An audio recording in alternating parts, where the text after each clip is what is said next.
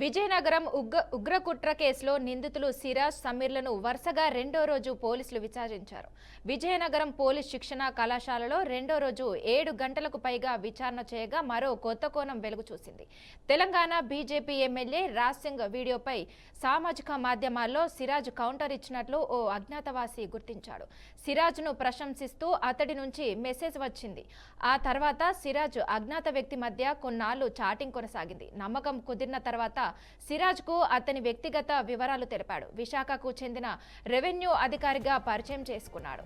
ఓ వర్గానికి వ్యతిరేకంగా సిరాజ్ను ప్రోత్సహించాడు. అధికారి పాత్రపై సిరాజ్ నోరు విప్పడంతో పోలీసులు ఆ దిశగా దర్యాప్తు చేయనున్నారు.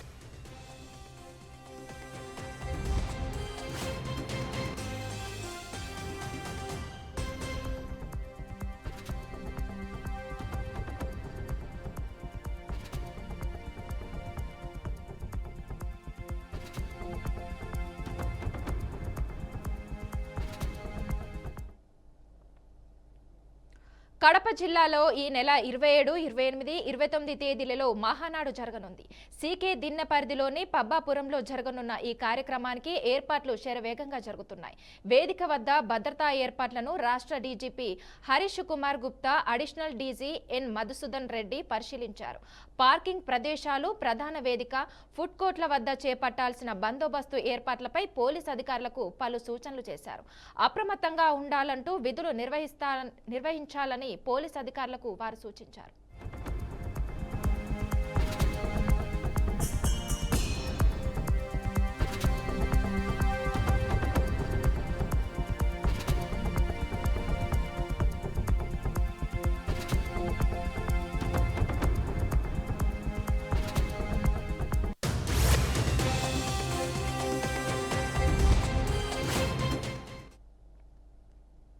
సూర్యాపేట జిల్లా కోదాడ పట్టణ కేంద్రంలోని తిరుమల హాస్పిటల్లో దారుణం చోటు చేసుకుంది.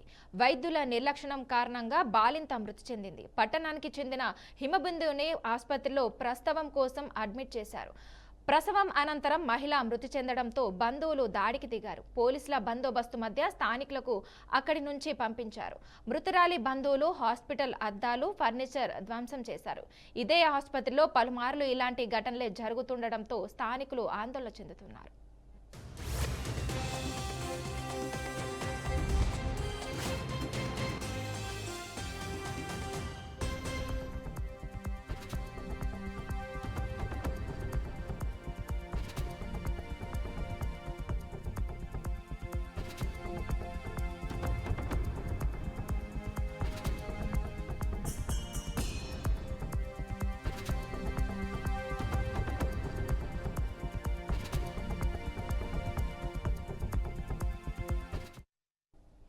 సూర్యాపేట జిల్లా కోదాడ పట్టణ కేంద్రంలోని తిరుమల హాస్పిటల్లో దారుణం చోటు చేసుకుంది. వైద్యుల నిర్లక్ష్యం కారణంగా బాలింత మృతి చెందింది.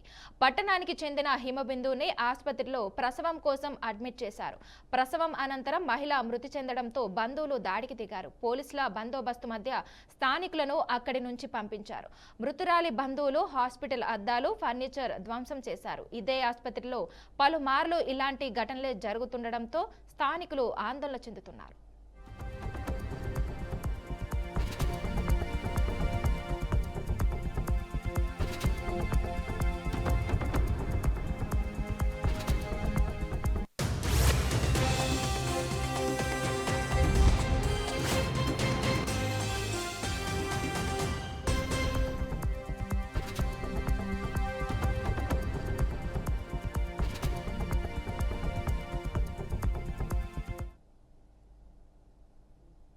తెలంగాణ సీఎం రేవంత్ రెడ్డిపై మాజీ మంత్రి కేటీఆర్ తీవ్ర విమర్శలు చేశారు. రేవంత్ రెడ్డి మాటల ముఖ్యమంత్రి కాదు, మూటల ముఖ్యమంత్రి అని మండిపడ్డారు.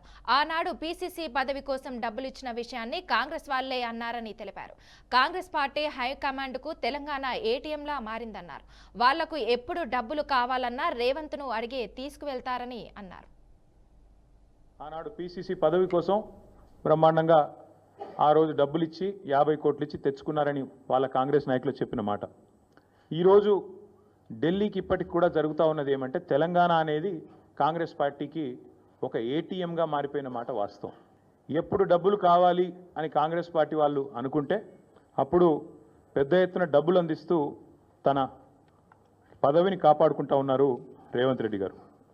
ఇవాళ ఓటుకు నోటు జరిగినప్పుడేమో రేవంత్ రెడ్డి గారు ఒక ఎమ్మెల్యే, కానీ ఈరోజు ఈ రాష్ట్రానికి ముఖ్యమంత్రి కాబట్టి యావత్ దేశం పరువు, యావత్ దేశం ముందు తెలంగాణ పరువు ఇవాళ తీసి పరువు పోగొట్టి నిజంగా తెలంగాణ ముఖ్యమంత్రి అంటే ఇట్లాంటి వ్యక్తి అనే పరిస్థితి ఇవాళ కనబడతా ఉన్నది.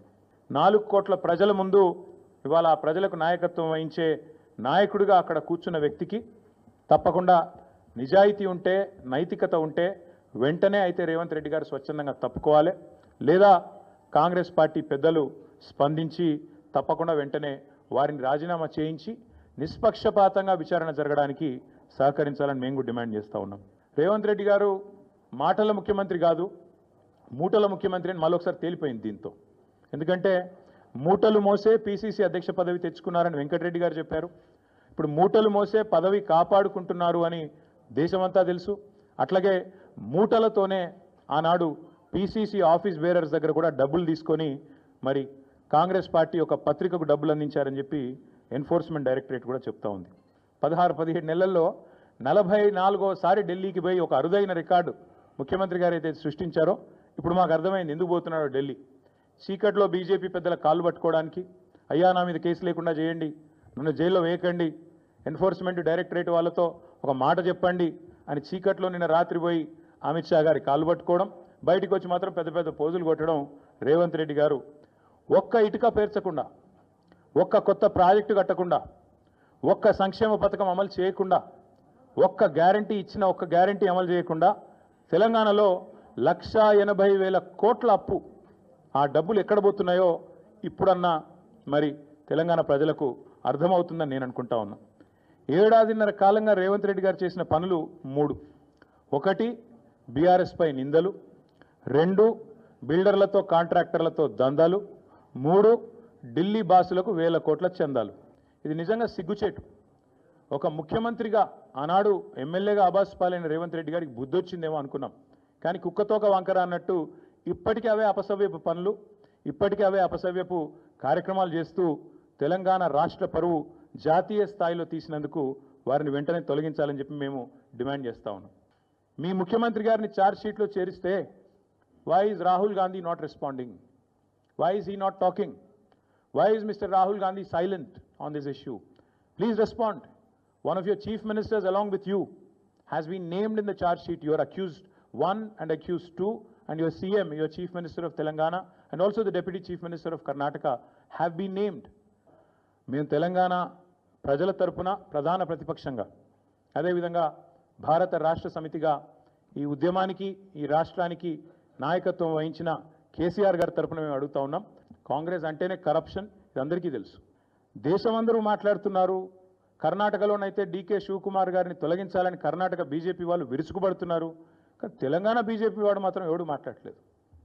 తెలంగాణ బీజేపీ వాళ్ళు మాత్రం మౌనంగా, మౌన మునుల మాదిరిగా ఎక్కడ ఒక్కరు కూడా మాట్లాడట్లేదు. ఏం జరుగుతున్నదని మేము అడుగుతా ఉన్నాం. తెలంగాణలో ఇంత అపురూపమైన సంబంధాలు అటు కాంగ్రెస్కు ఇటు బీజేపీకి ఏ స్థాయిలో ఉన్నాయో మరి మీరు ఆలోచించాలని కోరుతా ఉన్నాం. కాంగ్రెస్ ప్రభుత్వంపై సీఎం రేవంత్ రెడ్డిపై బీఆర్ఎస్ వర్కింగ్ ప్రెసిడెంట్ కేటీఆర్ చేసిన వ్యాఖ్యలపై మంత్రి సీతక్క ప్రతిస్పందించారు. కేటీఆర్ ఆరోపణలను తిప్పికొడుతూ ఆయనపై ఘాటైన విమర్శలు చేశారు. సిస్టర్ స్ట్రోక్ దెబ్బకు కేటీఆర్కు చిన్న మెదడు చితికిపోయిందంటూ సంచలన వ్యాఖ్యలు చేశారు. కాళేశ్వరం ప్రాజెక్టులో కమిషన్లు తీసుకున్నప్పుడు లేని భయం ఇప్పుడు విచారణ కమిషన్ ముందుకు రావడానికి ఎందుకని కేటీఆర్ను ఆమె సూటిగా ప్రశ్నించారు. గోబెల్స్ తరహా ప్రచారంలో కేటీఆర్ను మించిన వారు లేరని, గోబెల్స్ అవార్డు ఇవ్వాలని ఎద్దేవా చేశారు. గులాబీ కూలీల రూపంలో దోచుకున్న 1,000 కోట్ల రూపాయలు ఎక్కడి నుంచి వచ్చాయో చెప్పాలని నిలదీశారు. సిస్టర్ స్ట్రోక్తో కేటీఆర్ చిన్న మెదడు చితికిపోయింది, అందుకనే ఇష్టానుసారంగా మాట్లాడుతున్నాడు.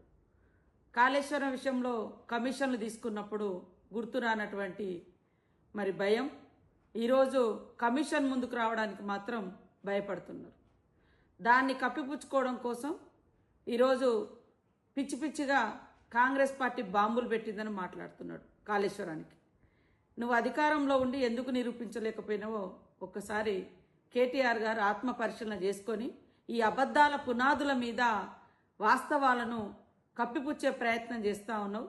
అబద్ధానికి అవార్డు రావాలంటే మరి ఇవాళ గోబెల్స్ మించిన గ్లోబల్ ప్రచారంలో గ్లోబల్ అవార్డు కేటీఆర్కి ఇవ్వాలి. ఈ దేశంలో ఈ ప్రపంచంలో ఇప్పటి వరకు అబద్ధాలకు ప్రతినిధి గోబెల్స్ ఉంటే దాన్ని మించిపోయినటువంటి అబద్ధాలనే పునాదిగా చేసుకొని గత కొంతకాలంగా కేవలం అబద్ధాల పునాదులతో ఆయన పార్టీని ఆయన వ్యవస్థను నడిపించుకుంటున్నాడు. అందుకనే గోబెల్స్ ప్రచారకర్తగా అవార్డు ఎవరికి రావాలంటే కేటీఆర్కు గ్లోబల్లోనే గోబెల్స్ ప్రచారానికి గ్లోబల్లోనే కేటీఆర్కు మరి అవార్డు ఇస్తే చక్కగా బెస్ట్ అవార్డు గ్లోబల్లో వస్తుందని నేను అనుకుంటా ఉన్నా, నేను భావిస్తూ ఉన్నా. కాబట్టి అయ్యా నువ్వు ప్రతిపక్ష హోదాకు పనికిరావు, ప్రతిపక్షంలో పనిచేయడానికి రావు, ప్రజల కోసం పనిచేయడానికి రావు. కానీ అవాస్తవాలను అద్భుతంగా తీర్చిదిద్ది గోబెల్స్ మించిన ప్రచారం చేయడంలో మరి అగ్రభాగాన ఉంటున్నందుకు నీకు గ్లోబల్ అవార్డు ఇస్తే బాగుంటుంది అని నేను నిజంగా ప్రపంచానికి తెలియజేస్తా ఉన్నా. ఇట్లాంటి వ్యక్తులకి ఇది రావాలని. ఈడీ గురించి ఒకటి అంటాడు, కాళేశ్వరం గురించి ఒకటి అంటాడు. మరి అలా చెల్లె సిస్టర్ స్ట్రోక్ తోటి నువ్వు బాధపడుతున్నావు, మానసికంగా చాలా ఇబ్బంది పడుతున్నావు. ఇవాళ పాపం కవిత అన్నది మా నాయన దేవుడు కానీ చుట్టూన దయ్యాలన్నారు. ఆ దయ్యం నువ్వేనైంది. ఆ దయ్యంలో ఎన్ని అవతారాలు ఉంటాయో ఏమో అర్థం కాదు. దయ్యం అంటే రకరకాల వేషాలు ఇస్తుంది. జూన్ 4న జిల్లా కలెక్టర్ కార్యాలయం ఎదుట వెన్నుపోటు దినోత్సవం నిర్వహిస్తామని అంబాటి తెలిపారు. సీఎం చంద్రబాబు గతంలో మామను వెన్నుపోటు పొడిచారని, ఇప్పుడు ప్రజలను వెన్నుపోటు పొడిచారని విమర్శించారు. ఎన్నికల హామీలను వదిలేసి వైసీపీ నేతలను టార్గెట్ చేశారని, ప్రభుత్వాన్ని ప్రశ్నిస్తే కేసులు పెడుతున్నారని ఆగ్రహం వ్యక్తం చేశారు. కూటమి ప్రభుత్వం ఏర్పాటై జూన్ 4తో ఏడాది అవుతున్న నేపథ్యంలో హామీలు అమలు చేయాలని డిమాండ్ చేస్తూ వెన్నుపోటు దినోత్సవం నిర్వహిస్తున్నామని తెలిపారు. 4 గంటలకి పోలీసు వారు వచ్చారు. అది కూడా ఎవరో జానీ భాష అంట. ఆ గ్రామంలో ప్రత్యర్థి రాజకీయ పార్టీకి, తెలుగుదేశం పార్టీకి చెందినటువంటి నాయకుడు ఆయన కారులో వచ్చారు. ఆయన కారులో వచ్చి మీరు రండి అంటే ఏమిటి, పోలీస్ వ్యాన్ కూడా కాదు, ఎందుకు మేము ఈయన కారులో రావాలి అని తండ్రి కొడుకులు ఇద్దరు కూడా అడ్డం తిరిగి మేము వస్తాం పదండి పోలీస్ స్టేషన్, కానీ ఆ జానీ భాషా కారులో మేము రాము, ఆయన తెలుగుదేశం ఆయన మాకు వ్యతిరేకంగా ఉన్నాడు, ఆయనే మిమ్మల్ని తీసుకొచ్చి మమ్మల్ని తీసుకెళ్లాలని ప్రయత్నం చేస్తున్నారు, మేము రామని పోలీస్ స్టేషన్కి వచ్చారు. ఇందాక ఆ ఎల్లయ్య తండ్రి గారు చెప్పినట్టుగా వాళ్ళ అన్నను కూడా తోడు తెచ్చుకున్నాడు. ఎల్లయ్య పాప ఒక్కడే కాదు కదా అని వాళ్ళ అన్నగారిని కూడా, ఇందాక ఉన్న అన్నగారిని కూడా తోడు తెచ్చుకుని ముగ్గురు కలిసి వచ్చారు. వచ్చిన తర్వాత పోలీస్ స్టేషన్లో మరి ఉప్పుతోళ్ల హరికృష్ణను కూర్చోబెట్టారు. కాసేపు తర్వాత పోలీస్ స్టేషన్ పక్కనే ఉంటుందంట ఇంకొకటి, ఒక ప్రైవేట్ రూమ్, అక్కడికి తీసుకువెళ్ళారు. తీసుకువెళ్ళి హరికృష్ణ చెప్పిన మాటలే చెప్తున్నా నేను. 2 కాళ్ళు చాచి కానిస్టేబుల్స్ ముగ్గురు, ఆ దాచేపల్లి సిఐ పొన్నూరు భాస్కరు ఆ 2 కాళ్ళ మోకాళ్ళ మీద నిలబడి ముఖం మీద కొట్టడం. What is this? ఏం చేశాడు ఆయన? అతను ఏం ఘోరం చేశాడు? వైఎస్ఆర్ కాంగ్రెస్ పార్టీలో ఉన్నాడు. అయితే పోలీసులు ఏదైనా ఉంటే కేసు పెట్టండి. పెట్టారుగా 307 అంటే 109 బిఎన్ఎస్ పెట్టారు. అంటే మనిషిని చంపబోయాడని ఓ ఫాల్స్ కేసు పెట్టారు. మరి కొట్టడం ఏంటి? ఒక మనిషి ఇట్లా కొట్టడం ధర్మమేనా? నెల్లూరు జిల్లా పురపాలక సంస్థ కార్యాలయంలో మంత్రి పొంగూరు నారాయణ ఆధ్వర్యంలో సమీక్షా సమావేశం నిర్వహించారు. Town planning director, corporation commissioner Nandan అధికారులు సిబ్బందితో కలిసి భవనాల అప్రూవల్ అప్లికేషన్ల పెండింగ్ సమస్యపై చర్చించారు. సీఎం చంద్రబాబు ఆదేశాలతో ఆన్లైన్ సిస్టమ్ ప్రారంభించబడిందన్నారు. అయితే గత ప్రభుత్వం ఈ పద్ధతిని సక్రమంగా అమలు చేయకపోయిందని ఆరోపించారు. ప్రస్తుత ప్రభుత్వం ఈ సిస్టమ్ను అప్లై చేసి ఇంటి దగ్గరే భవనాల అప్రూవల్ను అందించే విధానాన్ని అమల్లోకి తెచ్చింది. ప్లాన్ అప్లై చేసిన వెంటనే ఆలస్యం అవుతుందనే భయం ప్రజల్లో ఉందని కొత్త విధానంతో 72 గంటల్లో అప్రూవల్ ఇవ్వడం లక్ష్యంగా పెట్టుకున్నామన్నారు. కానీ ఎక్కడైనా టౌన్ ప్లానింగ్ అంటే ప్రజలకు ఒక భయం ఉంది. ఒక ప్లాన్ అప్రూవ్ చేసినా, లేఅవుట్కి అప్రూవ్ చేసినా అది నెలల తరబడి పడుతుంది, లేదా అధికారుల చుట్టూ లేదా ప్రజాప్రతినిధుల చుట్టూ తిరగాలని అటువంటి ఇబ్బంది లేకుండా ఉండటానికి 2014-19లోనే ఫస్ట్ టైం భారతదేశంలో 2014-19లో గౌరవనీయ ముఖ్యమంత్రి గారు ఆ రోజు వారు ఇచ్చిన ఆదేశం ప్రకారం ఆన్లైన్ సిస్టమ్ తీసుకొచ్చాం. ఎవరైనా డాక్యుమెంట్స్ అన్నీ పర్ఫెక్ట్గా ఉండి వాళ్ళ దగ్గర క్యాట్ సాఫ్ట్వేర్ ఉంటే దాంట్లో ఇన్పుట్ చేస్తే ఇమీడియట్గా వితిన్ 1 minute పర్మిషన్ వచ్చేట్టుగా. అయితే గత ప్రభుత్వం వాటిలన్నిటిని నిర్మాణం చేస్తుంది. మళ్ళీ ఈ ప్రభుత్వం రాగానే మళ్ళీ ఆ సాఫ్ట్వేర్ని ఆల్మోస్ట్ అప్డేట్ చేసాం. ఇంకా కొంత చేయాల్సింది ఉంది, త్వరలో చేస్తాం. ఈ నేపథ్యంలో అనేకమైన రూల్స్ అండ్ రెగ్యులేషన్స్ లిబరలైజ్ చేసాం. చట్టానికి కట్టుబడి రూల్స్ అండ్ రెగ్యులేషన్స్ చాలా లిబరలైజ్ చేసాం. ఈరోజు బిల్డర్స్ ఎంతో ఆనందాన్ని ఎక్స్ప్రెస్ చేస్తున్నారు. అదేవిధంగా లేఅవుట్లు వేసేవాళ్ళు మినిమం 40 feet వెడల్పు రోడ్డు వేయాలి. దాన్ని ఇప్పుడు 30 feet చేసాం.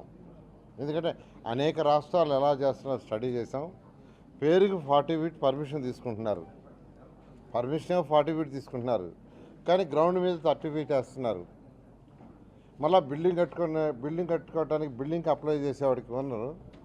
ఎవరైతే సైట్ కొంటారో ప్లాట్ కొంటారో వాళ్ళు అప్లై చేసినప్పుడు మళ్ళీ టౌన్ ప్లానింగ్ కూడా ఆపేస్తున్నారు.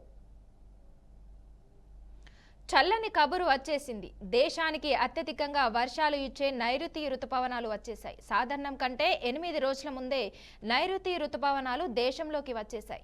మరో 2-3 రోజుల్లో ఏపీలో విస్తరించే అవకాశం ఉందని వాతావరణ శాఖ తెలిపింది. వీటి ప్రభావంతో జూన్ 2వ వారం నుంచి భారీగా వర్షాలు కురుస్తాయని వాతావరణ నిపుణులు అంచనా వేస్తున్నారు. నైరుతి రుతుపవనాల ఎఫెక్ట్ వల్ల తెలుగు రాష్ట్రాల్లో భారీ వర్షాలు కురవనున్నాయని వాతావరణ శాఖ తెలిపింది. గంటకు 40 నుంచి 50 కిలోమీటర్ల వేగంతో ఈదురు గాలులు మెరుపులతో కూడిన వర్షాలు కురుస్తాయని అధికారులు వెల్లడించారు. ప్రజలు కాస్త అప్రమత్తంగా ఉండాలని సూచించారు.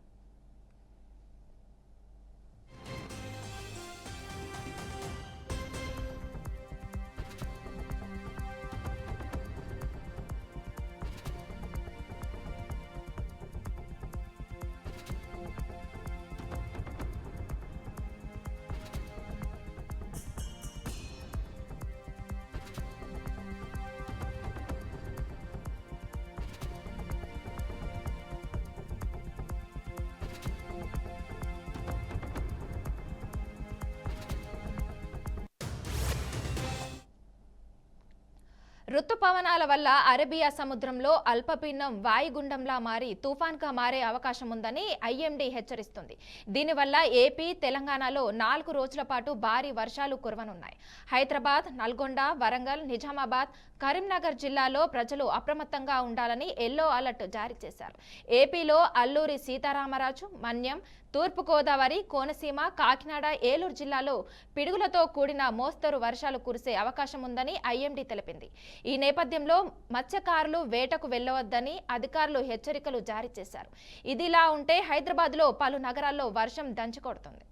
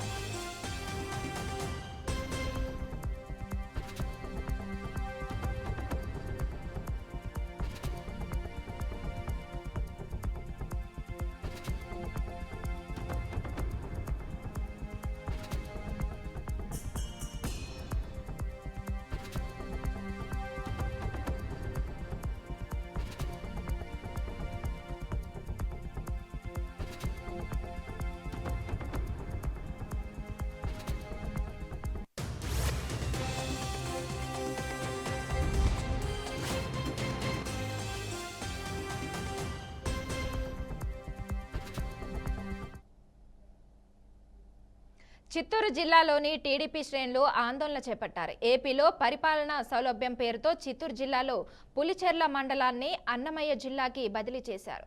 వారి ప్రాంతం చిత్తూరు జిల్లాలోనే ఉండాలని డిమాండ్ చేస్తూ టీడీపీ శ్రేణులు తమ అధినేతను కోరుతున్నారు. మెడలో టీడీపీ సభ్యత్వం కార్డులు వేసుకుని రాయవారిపల్లి, కొత్తపేటలో గొట్టిపాటివారి పల్లిలో టీడీపీ నేతలు ఆందోళన చేపట్టారు. మా ప్రియతమ నాయకులైన నారా చంద్రబాబు నాయుడు రాష్ట్ర ముఖ్యమంత్రి గారికి మరియు మా లోకేష్ అన్న గారికి మరియు డిప్యూటీ సీఎం పవన్ కళ్యాణ్ గారికి మాకు విన్నపం ఏమనగా, ఒకప్పట్లో సమితి ప్రెసిడెంట్ చంద్రబాబు నాయుడు గారు ఇక్కడ పులిచెర్ల సమితి ప్రెసిడెంట్గా ఎన్నికయ్యి ఇక్కడి నుంచి రాజకీయ అరంగేట్రం చేసి ఎన్నో మెట్లు పైకెక్కి ఈరోజు సీఎం హోదాలో ఆయనకి తిరుగులేని రాజకీయ నాయకుడిగా ఎదిగారు. అదేవిధంగా మాకు ముందు చంద్రగిరి తాలూకా ఉన్నింది. ఇక్కడికి ఆ చంద్రగిరి తాలూకా నుంచి చంద్రగిరి నియోజకవర్గంలో ఉన్నింది. అట్లా దాన్ని కొంతమంది రాజకీయ నాయకులు వాళ్ళ స్వార్థాలకు మా మండలాన్ని బలి చేసేసి అవతలకు నెట్టేసి చాలా ఇబ్బంది పెట్టినారు మమ్మల్ని. మాకు యాజ్ ఇట్ ఈజ్ ఏ విధంగా ఉన్నిందో ముందు చంద్రగిరి కాన్స్టిట్యున్సీలో ఉన్నింది. ఆ చంద్రగిరి కాన్స్టిట్యున్సీ మాకు కలిపి మా విన్నపాన్ని గౌరవించి మా పులిచెర్ల మండలం అందరూ కార్యకర్తలు కానీ అందరూ కానీ భాషా భేదం లేకుండా పార్టీలకు అతీతంగా అందరూ ఇక్కడ వచ్చి నిలుచుకొని అందరూ ముఖ్యంగా మాకు బాలాజీ జిల్లాలో కలిపి చంద్రగిరి కాన్స్టిట్యున్సీను ఏది జిల్లాను చేసి మమ్మల్ని ఆదుకోవాల్సిందిగా కోరుతున్నాం. చంద్రగిరి తాలూకా తిరుపతి రెవెన్యూ డివిజన్కి ఉండింది. దాన్ని తీసి మళ్ళీ పునర్విభజనలో చిత్తూరు జిల్లాకు కలపడం జరిగింది. మరి ఈరోజు ఈ పులిచెర్ల మండలాన్ని చిత్తూరు తిరుపతి రెవెన్యూ డివిజన్లకు 40 కిలోమీటర్ల దూరంలో ఉంది. మరి ఇట్లా ప్రజలకు చాలా కన్వీనియంట్గా దగ్గరగా ఉండే రెవెన్యూ డివిజన్లు జిల్లాలను వదిలి 80 కిలోమీటర్ల దూరంలో ఉండే మదనపల్లి, రాయిచోటి తాలూకాలు కలపడం చాలా శోచనీయం. ఎందుకంటే విద్యార్థులు కావచ్చు, తెల్లవారుతో లేస్తే చదువు కోసం, వ్యాపారాల కోసం, జీవన ప్రమాణాల కోసం వెళ్ళి ఏదో వాళ్ళు పనులు చేసుకొని వచ్చేదానికి ఈజీగా ఉండింది. చాలా దగ్గరగా ఉండింది, కన్వీనియంట్గా ఉంది, అలవాటుగా ఉండింది. అట్లాంటి ఈ పులిచెర్ల మండలాన్ని మళ్ళీ చిత్తూరు తీసేసి మదనపల్లి డివిజన్ కలపడం చాలా దురదృష్టం. ముఖ్యమంత్రి గారు దీని మీద పునఃసమీక్ష చేసి ఖచ్చితంగా ఈ మండలాన్ని తిరిగి చిత్తూరు కానీ తిరుపతి రెవెన్యూ డివిజన్లో కలిపితే చాలా సౌకర్యం. ఒకప్పుడు పులిచెర్ల సమితి, ఈ సమితిలో చంద్రబాబు నాయుడు గారి విలేజ్ ఉండేది. చంద్రగిరి తాలూకా పులిచెర్ల సమితి. ముఖ్యమంత్రి గౌరవనీయులు చంద్రబాబు నాయుడికి రాజకీయ జన్మనిచ్చిన స్థానం పులిచెర్ల మండలం. ఈ పులిచెర్ల మండలం తరతరాలుగా తిరుపతి రెవెన్యూ డివిజన్లో ఉండేది. దీన్ని జిల్లాల పునర్విభజనలో గత ప్రభుత్వం చిత్తూరు రెవెన్యూ డివిజన్లో చిత్తూరు జిల్లాలో కలపడం జరిగింది. ప్రస్తుతం తెల్లవారుతో లేస్తే రైతులు, వర్తకులు ప్రతి ఒక్కరూ తెల్లవారుతో లేస్తే తిరుపతి లేదా చిత్తూరు పోతున్నారు. హాస్పిటల్స్ కానీ, ప్రభుత్వ ఉద్యోగులు కానీ, విద్యార్థులు కానీ, వర్తకులు కానీ, రకరకాల అన్ని వర్గాల ప్రజలు చిత్తూరు తిరుపతికి తెల్లవారుతో పోయి సాయంత్రం వచ్చేస్తున్నారు. ఇలాంటి సౌకర్యవంతమైన ప్రాంతం మాది. 35 నుంచి 40 కిలోమీటర్ల లోపలే ఉన్నాయి చిత్తూరు తిరుపతి పట్టణాలకు ఈ పులిచెర్ల మండలం సరిహద్దులు. పులిచెర్ల మండలం టోటల్గా ఇట్లాంటిది 80 నుంచి 90, 100 కిలోమీటర్ల దూరంలో ఉండే మదనపల్లి రెవెన్యూ డివిజన్ ఏంది, ఎక్కడో ఉండే రాయచోట ఏంది. దీన్ని పునఃసమీక్షించి ముఖ్యమంత్రి గారికి రాజకీయ జన్మనిచ్చిన ఈ ప్రాంతాన్ని మరవకూడదు, ఈ ప్రాంతాన్ని మళ్ళీ చిత్తూరు జిల్లాలో లేదంటే తిరుపతి జిల్లాలో కలపాలని చెప్పి ఒకప్పుడు పులిచెర్ల సమితి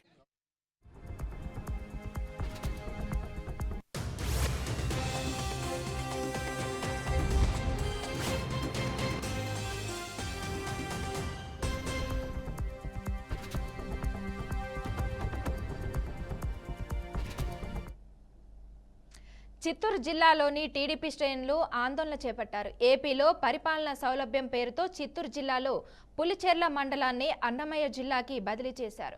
వారి ప్రాంతం చిత్తూరు జిల్లాలోనే ఉండాలని డిమాండ్ చేస్తూ టీడీపీ శ్రేణులు తమ అధినేతను కోరారు. మెడలో టీడీపీ సభ్యత్వం కార్డులు వేసుకుని రాయవారిపల్లి, కొత్తపేటలో గొట్టిపాటివారి పల్లెలో టీడీపీ నేతలు ఆందోళన చేపట్టారు. ఇక ఇదే అంశానికి సంబంధించి మా ప్రతినిధి గోపినాథ్ అందిస్తారు. గోపినాథ్, చెప్పండి. మనస మొత్తం మీద అంటే ఎంతో ప్రతిష్టాత్మకంగా నిర్వహిస్తున్నటువంటి మహానాడుకు సంబంధించి వాళ్ళ అధినేతను నిలదీయడానికి అంటే చిత్తూరు జిల్లాలో పులిచెర్ల మండలానికి సంబంధించిన కొంతమంది స్థానిక ప్రజలు అదేవిధంగానే తెలుగుదేశం పార్టీ కార్యకర్తలు నాయకులు పెద్ద ఎత్తున ఆందోళనకు దిగడం జరిగింది. అదేవిధంగానే సిద్ధమవుతున్నారు. వాళ్ళ డిమాండ్ ఒకటే, పరిపాలనా సౌలభ్యం పేరుతో అధికారులు అంటే ఏపీ ప్రభుత్వం అధికారులు అంటే చిత్తూరు జిల్లా కలెక్టర్ అంటే మొత్తం అంటే పులిచెర్ల మండలానికి సంబంధించి అన్నమయ్య జిల్లాకు బదిలీ చేస్తూ కూడా నిర్ణయం తీసుకున్నారు. దీన్ని పూర్తి స్థాయిలో కూడా ఉపసంహరణ చేసుకోవాలి.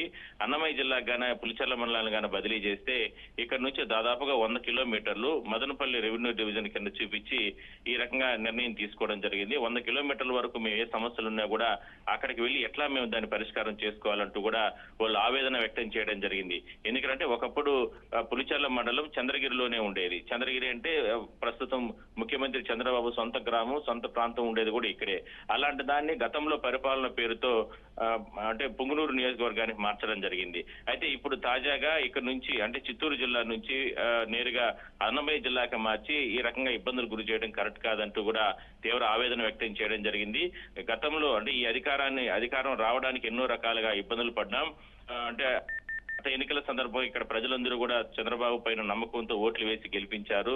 మరి ఇలాంటిది ఇవాళ అంటే ఇక్కడ ఉన్నటువంటి స్థానిక ప్రజల మనోభావాల్ని ఎక్కడా కూడా పరిగణలోకి తీసుకోకుండా ఈ రకంగా ఏకపక్షంగా ఈ రకంగా మండలాన్ని పూర్తిగా కూడా అన్నమయ్య జిల్లాకు బదిలీ చేస్తూ కూడా నిర్ణయం తీసుకోవడం చాలా దారుణం అంటూ కూడా తీవ్ర ఆవేదన వ్యక్తం చేయడం జరిగింది. ఇదే విషయాన్ని ఇవాళ కుప్పంకి వచ్చినటువంటి చంద్రబాబు కూడా నేరుగా వాళ్ళు మరి కాసేపట్లో వెళ్లి కలవబోతా అన్నారు. నేరుగా దాదాపుగా 100 మంది అంటే సంతకాల సేకరణ చేసిన మండలంలో సంతకాల సేకరణ చేసి వాళ్ళ అందరూ కూడా అక్కడికి వెళ్లి ముఖ్యమంత్రిని కలవబోతున్నారు. అదేవిధంగానే అంటే ఎల్లుండి నుంచి జరిగేటువంటి మహానాడులో కూడా పెద్ద ఎత్తున అక్కడ తమ అధినేతకు తమ అంటే వాళ్ళ సమస్యలన్నీ కూడా చెప్పి ఎట్టి పరిస్థితుల్లో కూడా అంటే పులిచెర్ల మండలాన్ని అంటే ఇప్పుడు ప్రస్తుతం ఉన్నటువంటి చిత్తూరు జిల్లాలో కానీ లేదంటే గతంలో తిరుపతి జిల్లాలో ఉండేది తిరుపతి జిల్లాకు కానీ ఉండే విధంగా కూడా అంటే చంద్రగిరి కాన్స్టిట్యున్సీకి మార్చే విధంగా కూడా నిర్ణయం తీసుకోండి అంటూ కూడా వాళ్ళు ఆవేదన వ్యక్తం చేస్తున్నారు. ఆ రకంగా అప్పటి వరకు పోరాటం చేస్తామంటూ కూడా చెప్తున్నారు. సో మహానాడులో ఈ రకమైనటువంటి నిరసన కూడా వచ్చే అవకాశం అయితే ఉంటుంది. కాబట్టి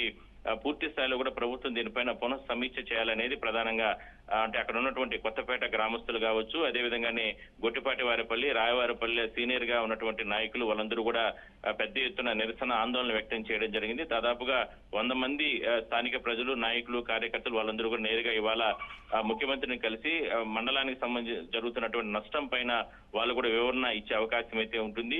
మొత్తం మీద దీన్ని పరిష్కారం చేయాలనేదే వాళ్ళ కోరిక. ఎందుకంటే గత 100 సంవత్సరాల నుంచి కూడా ఆ మండలానికి సంబంధించి తీవ్రమైన నష్టం జరుగుతా ఉందనేది వాళ్ళ ఆవేదన.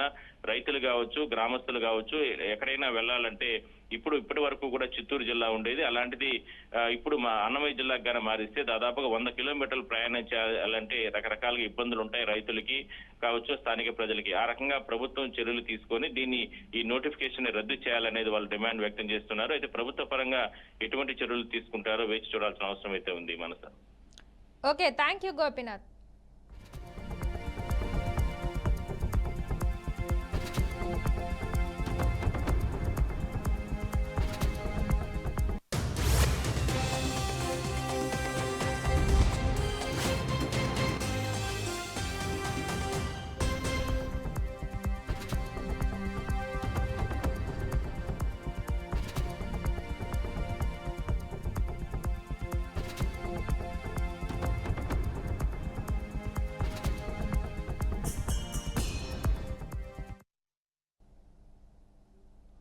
ఇవి ఇప్పటివరకున్న bulletin updates. Keep watching BRK news తెలుగుడి సత్తా.